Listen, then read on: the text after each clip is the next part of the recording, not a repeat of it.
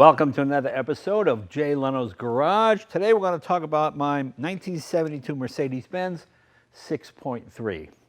Well, I want to prove to you that we read the comment section. A while back we did a piece about all the projects we had going on here at the garage, and I mentioned that I was a bit of a dilemma. I bought this car 5, 6, 7, well, probably 7 years ago now, and it had 300,000 miles on it. It ran fine. And I had managed to obtain the drivetrain from an SLS Mercedes and the gearbox and the whole deal. And I was going to transplant that into this car. But in the interim, I realized, well, this car has a value of its own. It's a unique car. It's a collector car. And I asked you guys, should I restore it or put the modern drivetrain in and sort of resto-mod it, but still keeping it Mercedes? Overwhelmingly, you said, no, you got to keep it stock. So that's what I've done, and I'm glad I did that. When I was a kid, I worked at a place called Foreign Motors in Boston on Commonwealth Avenue.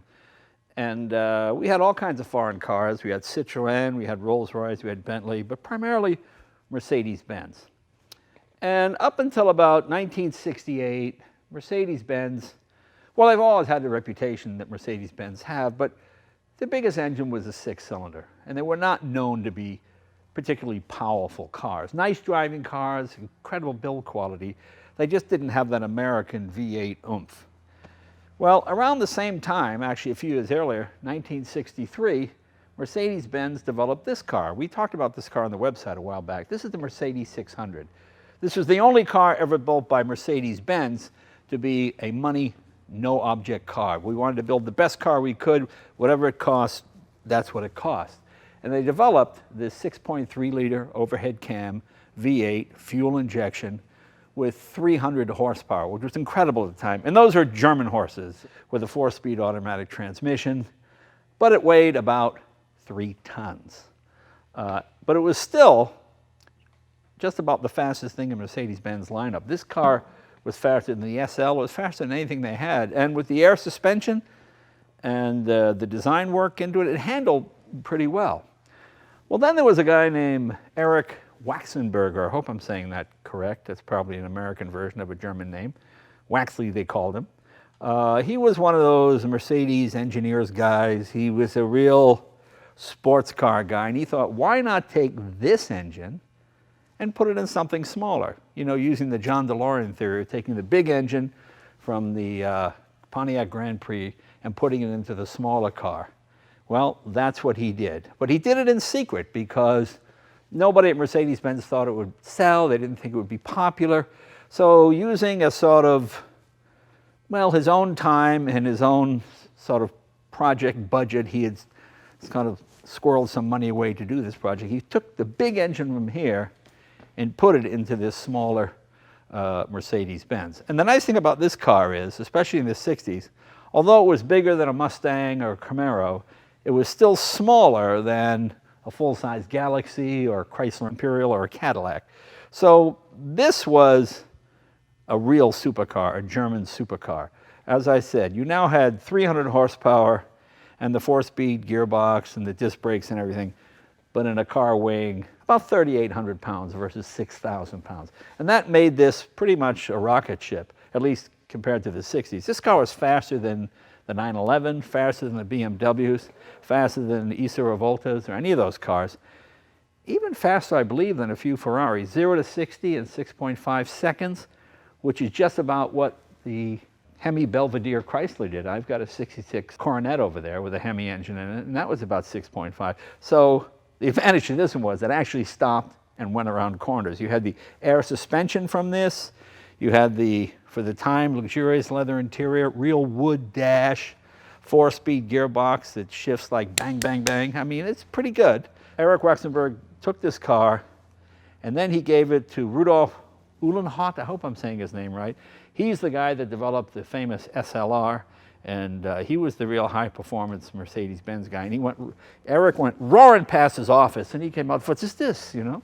And Eric said, here, take it for a ride. So he took it for a ride and just was so impressed by the power. He actually pulled over to stoplight to open the hood to see what was in it. He couldn't believe how much power it was. That's when they gave the go-ahead to build these. They thought maybe they'd sell 50. Well, the response was overwhelming, especially from America. This car sold for about $14,400, about $16,000 by 1972, which was an incredible amount of money. That was probably equal to and a little bit more than a lot of Ferraris. In the whole 4-year run of this car, they built 6,526. They've become a cult car. And when I was a kid and when I worked at Mercedes-Benz, I thought this was the greatest car in the world. Still do. It's still my favorite Mercedes-Benz to drive. I love this body style. I love the stacked headlights. I like the fact that it's what the British call a Q-ship. It's the most unassuming car you can imagine. It just looks like a Mercedes-Benz, any Mercedes-Benz, except that 6.3 emblem in Germany had the same appeal to young men as the famous Hemi badge on the side of a Plymouth or a Coronet. As I said before, 4-wheel disc brakes, leather interior, central locking. You press this, you see the all-4 lock, and it locks the trunk, which is not a big deal now because even Corollas have that. But back in the 60s and 70s, that was a real luxury item. They came standard with air conditioning, at least in America, tachometer. And these engines were under stress. You know, Mercedes-Benz went racing with these, and they were revving them to $8,000 and getting all kinds of horsepower out of them. But for the American market, the 300 horsepower, they're pretty bulletproof. This car now has, what, 327,000 miles on it, and it's still going. The air suspension still works fine. Everything works fine until it breaks. And then, oh my God, it's like crazy money. Yeah, if you're going to get one of these, buy the best one you can, because they are expensive to repair. But that's okay. That's okay. Let's take a look under the hood and I'll show you what I'm talking about. Now bear in mind, this car has not been restored. We're going to restore it. I just bought it as a driver thinking the engine was going to break and wear out, and I put a new motor in it. Well, I think it must have hurt me because this thing just keeps running and running and running. As you can see, single overhead cam on each bank. You know, there's a great road test by Don Garlix, the famous drag racer, the Swamp Rat, one of our heroes. Has all kinds of interesting features. I remember there was a, where's the switch Don was concerned about? He couldn't figure out what it did, and then he realized that, oh, every time the hood went up, the fan shut off, so the mechanic didn't cut his fingers or hurt himself when he was working on the car. It's a big engine, and boy, it's crammed in there. And it's not a lightweight engine. It weighs about 700 pounds. But he was just amazed that this car could run 100 to 125 miles an hour all day long. In 2002, I was fortunate enough to drive the Firebird pace car at Daytona. And they brought out all the old Firebirds to take around the track. And I took out the, oh, you know, the one with the big chicken on the hood, the 455. We couldn't get it over 112 on the straight in Daytona because it just didn't have the power. This thing runs 140 miles an hour. The rear end ratio is 2.85. So to turn a quarter mile in the 14s, that was pretty impressive. It still pulls like no other Mercedes-Benz that I've ever driven. See, I don't know whether this is me reflecting back on my youth and just being blown away by this car at a time when I never could have afforded it. So I suppose there's a lot of nostalgia in there for me as well. You know, I only paid $5,000 for this car because the people I got it from thought it was just going to wear out and break anytime soon. That was 7 years ago. I've done nothing to it. It leaks a little transmission fluid. The seals, it sat for a long time. The seals dried out. I just put some Transex in there to see if the seals will swell up a little bit, and maybe it will. But it doesn't overheat. The air conditioner works. It's just an unbelievable automobile. You know, I get so much pleasure from driving it. It's the perfect size to me. Modern cars seem they seem big and wide and long, whereas this thing seems really compact. The doors are really thin. I love the thin steering wheel. Come on, let's take it for a ride. You know, I remember the car magazines from the 60s and 70s like they were yesterday.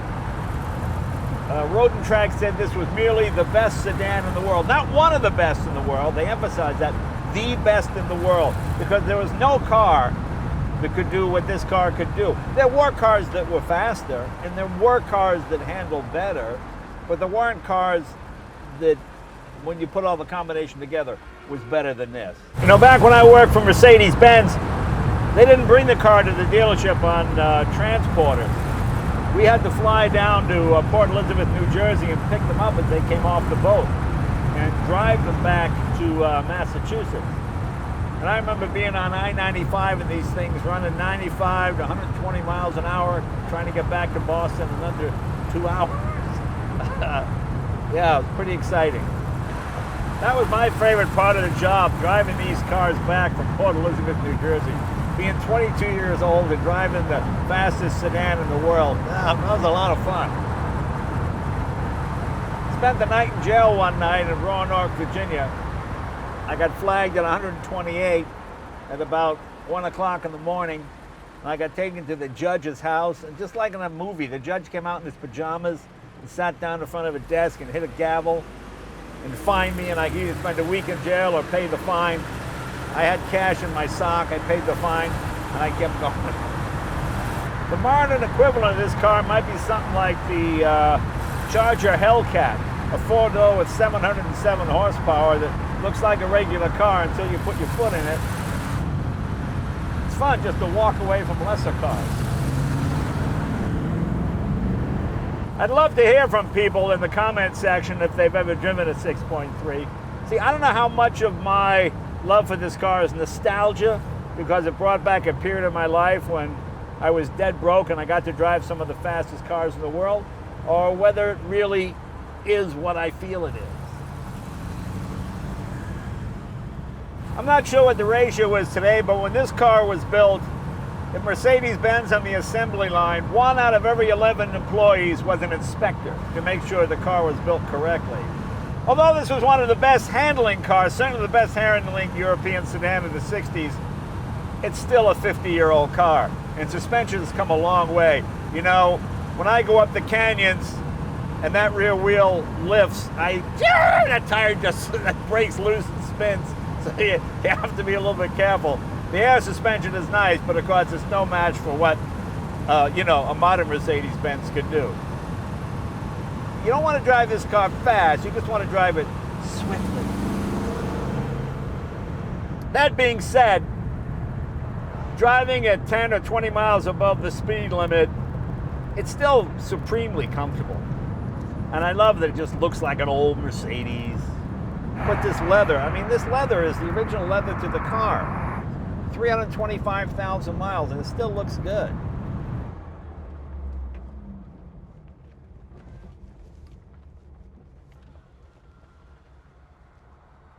I'd see it goes pretty good, but this is not this car's natural environment. This car likes to be on the Autobahn, or the closest we have here in LA, the 210 freeway. Come on, we'll take it up there. This is where this car lives, on the open road like this. No more getting blown off by GTOs and 442s. You put your foot in it and you're out of there. I just like the mechanicalness of this car. No computers. Steering is hydraulic, air suspension. This 4-speed gearbox, a lot of people didn't like it because it shifted so abruptly. But I kind of like that kick in the pants feel you get from it. There's a wonderful club for these cars. There's a 6.3 club. They have classifieds. You can buy cars from club members because that's someone that's taken care of the vehicle and cherished it. You might pay a little bit more, but you'll know you're getting a driver's car, because people that have these like to drive them.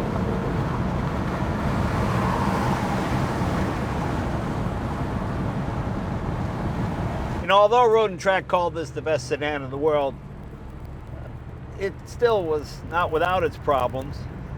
One was this air conditioning unit, nowhere near up to the standard of American units from General Motors or Ford. It tends to sweat a little bit, and it's really noisy. Listen. I don't know if you can pick that up, but see how noisy it is? But that's what you had to, that was German air conditioning. And prior to this, most was a unit that would hang down here. So this was one of the first ones, German ones at least, to have all the air conditioning integrated into the dashboard. It works, it's just really noisy. The car also has no outside adjustment for the rear view mirror. This is a car you tend to run with the air conditioner on, the windows up. And most American cars, you can go like this to adjust the mirror. This one you had to put the window down and put your hand outside. Boo-hoo, I had to put my hand outside. Ooh, it's really not that big a problem. Of course, nowadays you have a big airbag here, but back in the day, this was a safety feature from Mercedes-Benz. Besides the collapsible steering column, you had this was sort of would take some of the, well, I guess some of the impact and spread it out over, rather than puncture your chest, this would absorb it. That was the idea behind it. That's real wood on the dashboard. That's a real piece of wood in the glove box. I love that part of it. Here's your heater and defroster up here. Lap punk radio, of course, they were the best back in the day. You got your speedometer right here, goes to 160 miles an hour. Tachometer is dead center. You have your fuel gauge, your oil pressure, your oil and water temperature rather. Clock over here. And assorted buttons for the lighting and whatnot. Another complaint Road and Track had was the car did not have an electric power seat. I like a manual power seat. To me, that seems like a specious argument, because when I get in a car, I set the seat to where I want it, and it stays that way for the rest of my life. I don't let a lot of people drive my car, so having electronic adjustments and having 30 or 40 pounds worth of motor to move my buttocks 2 feet one way or the other seems like a ridiculous amount of wasted energy and wasted space. I love the leather of these old Mercedes. Look how thick it is. I mean, this is 50 years old. This is like armchair den. You know, an armchair you'd have in your den. This is the kind of heavy leather. I was always disappointed with that later leather they went to. Another complaint Mercedes had was there was no vanity mirror, but you could put your own in, as this one did. Had a great sunroof. Take a look at that. Good day, Mr. Bond. Coming up Route 95, 110 miles an hour with the sunroof open. Nothing more exciting than that. And this is a car that's just planted. You know, you get on the road and boom, it's just dead straight. No wallowing, no going up and down. Just fantastic.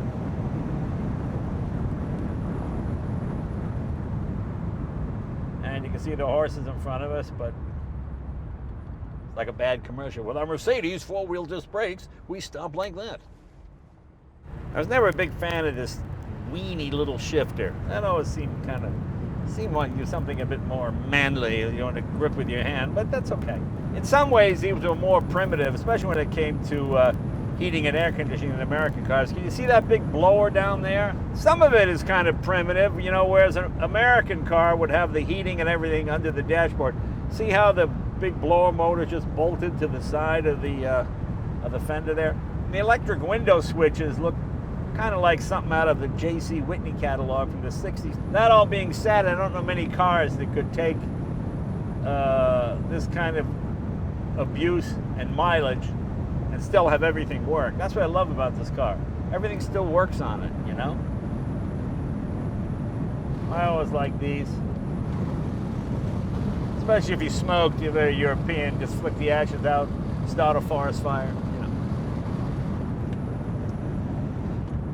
Now maybe it's me, but that three-pointed star in the hood seems so much more prominent to me in these older Mercedes than it does in the newer ones. You know, that's when it, I don't know, it just, boy, it's right there, it's right in your face. Just makes it look like a real quality piece. In the air suspension, much like the Citroën we did a while back, you can raise or lower this. You know, for inclement weather or snow, you can bring the suspension up to the highest level. And then when you get down on the freeway, it kind of hunkers down a little bit. The success of the 6.3 and the demand was so great, it made Mercedes-Benz realize, hey, we need to have some V8s.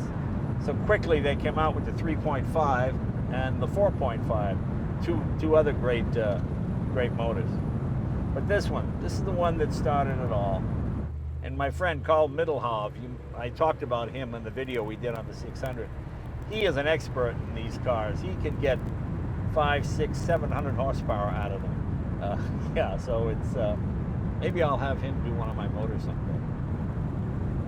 I better hurry. He's 80-something years old.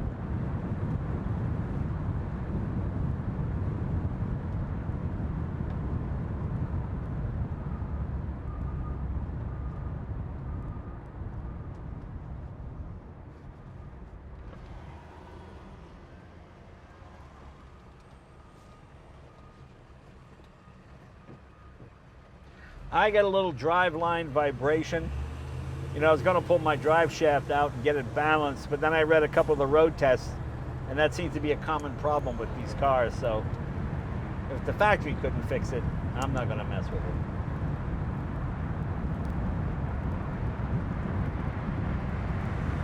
You know, as I said before, you've got to see these automobiles in the time period to which they live. You know, it's like fighters, like Muhammad Ali or whatever. Oh, this guy could have beat that guy. You can only live in the time you live in. And when this was built, it was the fastest four-door sedan in the world.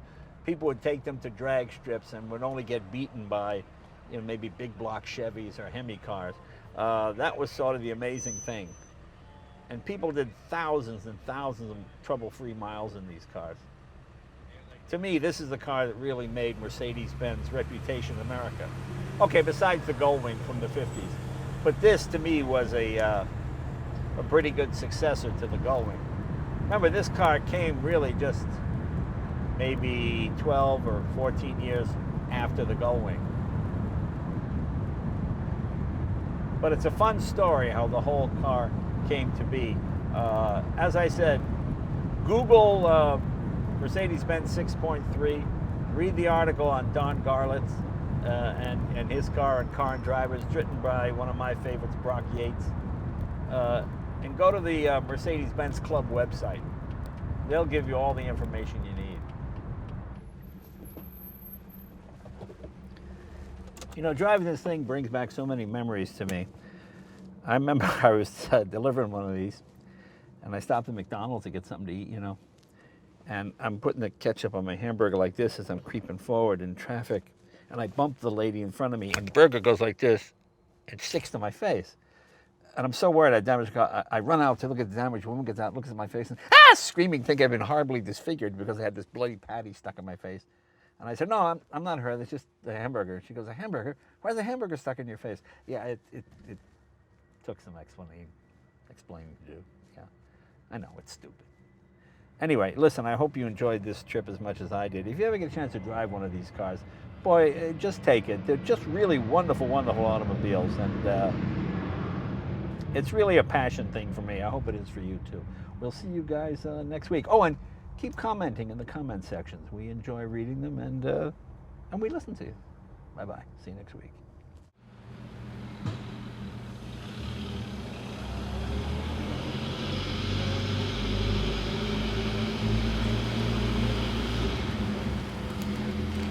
Mm-hmm.